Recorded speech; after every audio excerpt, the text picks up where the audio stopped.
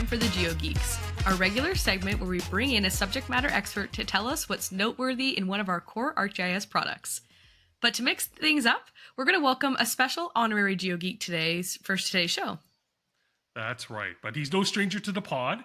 Jeff Petillion is our imagery guru here at Esri Canada, and he appeared on the pod about a year ago and is back to drop some more imagery knowledge. Jeff, welcome back to Spatial Report. Yeah, thanks, guys. Happy to be back. Looking forward to drop some raster and imagery knowledge for everyone today. Last time you were here on the podcast, you talked about how drones can help capture high-resolution imagery, but there's got to be some other methods to be able to get that imagery in the hands of our GIS users. So what are some of those ways? Yeah, and that's a really good point you bring up, and it's something I wasn't able to get to last time, but there's going to be a lot of scenarios where it probably doesn't make sense to use a drone to get imagery. And I think we can think of a lot of them. For example, there's going to be physical limits of actually how much area you can capture with a drone at a time. So, they're going to work great for smaller, what we call site level scale areas. But I know you probably wouldn't use a drone to capture imagery for an entire city.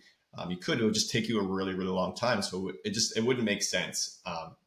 Other examples too are, drones are really good for getting up-to-date imagery, but, drones aren't time machines. How do we go about finding historical imagery? Or, what if you're looking for imagery for an area that you can't access, or you don't live near? It wouldn't make sense to use a drone there. Not everyone even has a drone. So, lots of scenarios. And I think we can probably think of even more where, you wouldn't use a drone. So in these scenarios, it's going to make more sense to download or stream existing imagery. It's going to be a lot more cost effective and a lot easier in the long run. That definitely makes sense, but I know people might want to use that imagery but don't know really where to start, where to get it from. So where can users go to download this existing imagery? Are there any reliable resources or sources that you can recommend to find those things? Yeah, and I think that's, something every GIS user has experienced at least once in their career. You're looking for data, you're looking for imagery, and you don't know where to start. You might go on, the internet and start browsing, and, you might be getting into a wall or a dead end, and you're not finding what you want, or maybe what you find is, you can't trust it. You're not sure what the source is. So luckily for us, there's been tons of advances over the last few years, especially in ArcGIS, when it comes to getting data, when it comes to getting imagery data, making it a lot easier. And I think we heard about the Living Atlas earlier, and that's a great resource. So I don't want to focus too much on the Living Atlas today. I want to focus on some other resources, some other methods that might be new and our listeners might not be familiar with. So the two I want to focus on are STAC connections in ArcGIS Pro and the new content store for ArcGIS. Oh my goodness. Okay, so you kind of have me intrigued. I never really heard of these different options. So why don't we start with the first one? Let's talk more about STAC. What is that? Yeah, so this is a really powerful functionality, and I think a lot of us aren't aware of it. And it's been a part of ArcGIS Pro now for about a year, but this technology has existed a lot longer than that. And so if we go back now, STAC, what it stands for, SpatioTemporal Asset Catalogs. And this is an open standard for organizing and distributing geospatial data in the cloud. So with STACs, we also have something called STAC APIs. And these are going to be endpoints letting us search, discover, access data catalogs that consist mostly of imagery and raster data. So starting in ArcGIS Pro 3.2, we've got a built-in capability in Pro that lets us interface with STAC APIs.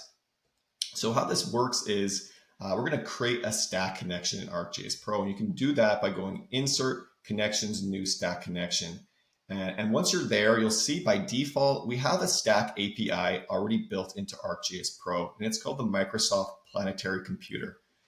So this STAC API is full of petabytes of information, of environmental monitoring data. So full of rasters, full of imagery, full of lots of data you can work with. So all we have to do to connect to this data and start bringing it into Pro is add in something called a cloud storage connection file. So there's tools that we can run to create these files, or we can just download them directly. They're available on a GitHub website. So that's my recommendation. Just search GitHub AMPC to find them. And maybe we can include a description or a link to where this data is. Once you have that set up, you can start connecting to the Microsoft Planetary Computer. There's going to be tons of imagery and rasters to connect to. If you're looking for satellite imagery, I recommend looking at the Sentinel-2, Landsat, and NAPE imagery collections that are available through this resource. Sounds like a really exciting resource, but like you said, it does also sound pretty similar to what we talked about earlier with the Living Atlas of the world. So, what exactly is different between Living Atlas and STAC?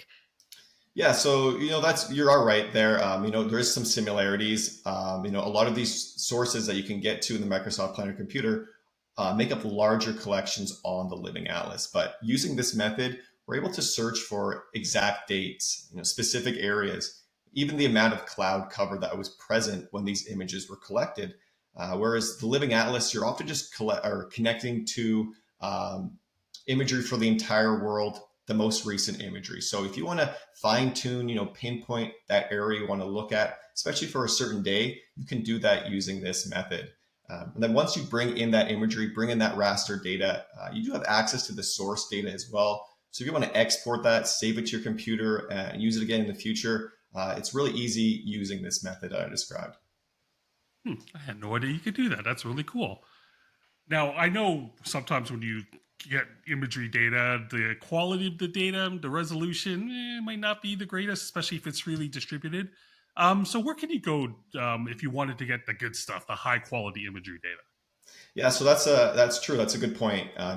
Some of these resources that I mentioned so far, they're probably going to be around a meter in resolution, stuff you get from the Living Atlas and from the Microsoft Planetary Computer. So if you're looking for that sub-centimeter scale, chances are you might have to, pay for it.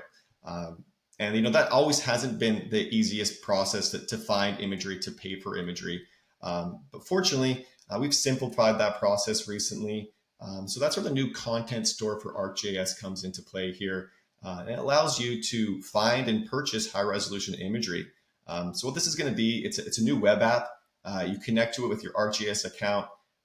From there, you can search for imagery for your area of interest. You're going to get lots of sources from, a lot of satellite imagery providers, including Esri partners. So you can trust this data.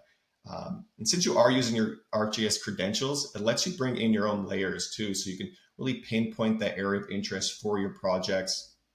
Once you have identified that location, you can just purchase imagery for that specific location. So you don't have to pay for a huge tile of imagery. You can really just get that area that you're focused on. So for example, if you're looking for imagery for your neighborhood, you don't have to purchase imagery for your entire city. That wasn't always the case in the past. For example, if you want to do analysis on a small area, you'd have to purchase imagery for a very large area. But with this case, you can really pinpoint that location down. Then once you've purchased it, from there, you can publish that to your ArcGIS Online account, push it over to your enterprise account, or you just download to your computer as well. And since you are using an Esri app, you can be comfortable and confident that it's going to be the correct file type. It's going to be supported for all those workflows you have across your ArcGIS system there. Sounds like a great new tool that people can start using and making it a lot easier for sure to get that data. So you've definitely introduced us to sort of how to get started with the imagery and how to find this information, but is there any final things you want to leave us with today about procuring imagery data? Yeah, so I would say, definitely recommend checking out these resources I have today.